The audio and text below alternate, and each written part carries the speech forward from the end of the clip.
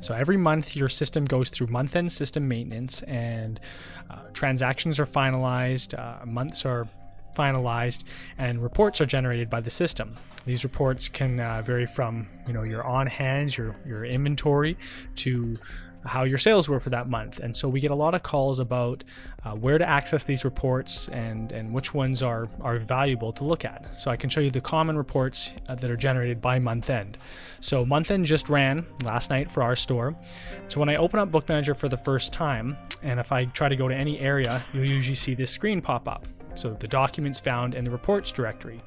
Many of you just see the screen and immediately press escape and don't know really what it is, but this is basically any reports that have been generated by nightly routines will pop up on the screen. So you may not even see this pop up just with month end, but you may see it pop up every day or on a weekly basis. And again, this is alerting you to some new reports that Bookmanager generated overnight. So the reports that concern month end are labeled with an ME for month end. So you can find right here ME Invent, so that's your month end inventory, and your ME Performance report. So these two reports are ones to look at. So you can arrow through this list and enter on and have a look at the report. And that'll give you, you've probably seen this before, a breakdown of your inventory, you see your grand totals, and then a breakdown by section code and then by classes. So this is one report. Another one is the month-end performance report, which will again give you some performance statistics regarding your last month.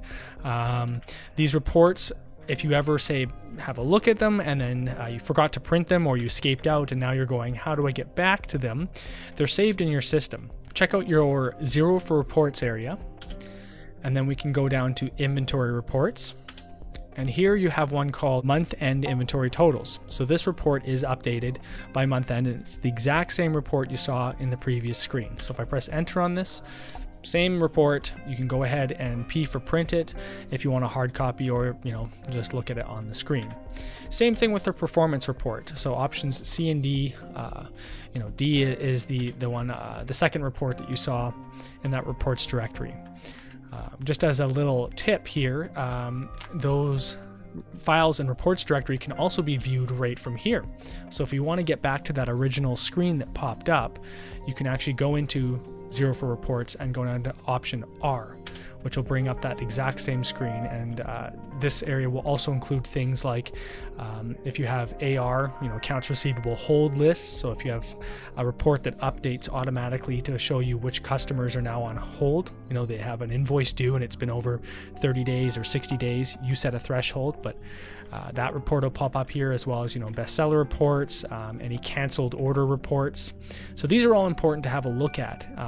They shouldn't be left, especially the canceled order reports with special orders. You should have a look at those, because they often mean that you have a customer's special order in the system that has not arrived after a certain date, after your cancellation date, and is now canceled out. So you definitely want to look into those and figure out if your customer still wants them or what's going on with that order. So a very important area that is overlooked oftentimes. The next area of reporting we should look at is the actual point of sale, your sales reports from a month end.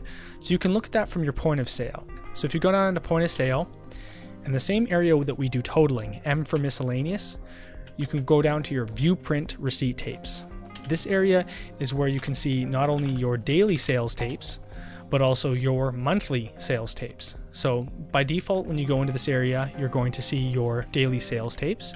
But if you enter on the previous option at the top, you can then access your monthly.